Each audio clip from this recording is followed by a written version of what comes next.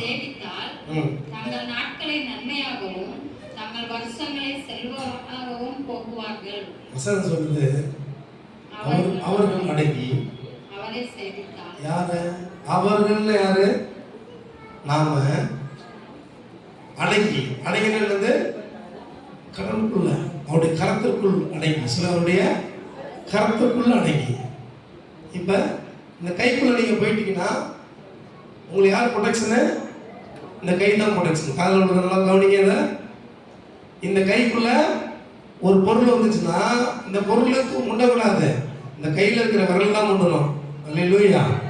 அப்ப தேவனுடைய கரத்துக்குள்ள நீங்க அடங்கிட்டீங்கன்னா நீங்க ஒன்றும் செய்ய வேண்டியதில்லை, அவர் உங்களுக்காக எல்லாம் செய்வார். அல்லேலூயா.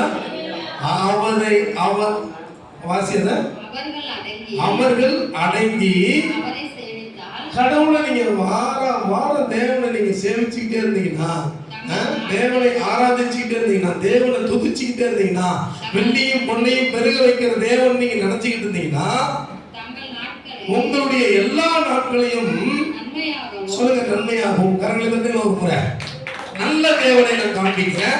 உங்க வாழ்க்கை முழுவதும் நன்மையா இருக்கும். இயேசுவின் நாமத்தில் நல்ல கரங்களை தட்டி நல்ல ப்ரொஃபெட்டிக்கல் வேடாத எடுத்துங்க. உங்க வாழ்க்கை முழுவதும் நன்மையினால் நிரப்பப்பட்டிருக்கும். உங்க வாழ்க்கை நாட்கள் எல்லாம் நன்மையாக நிரப்புவார். அல்லேலூயா. உங்க வாழ்க்கை எல்லாம் நன்மையாகவும் உங்கள் வருஷங்களை எப்படி எழுதியிருக்கு பாருங்க பைபிள். வசனமா எங்க இருக்குன்னு நிறைய பேருக்கு தெரியாது. செல்வ வாழ்வு சொல்லுங்க. செல்வ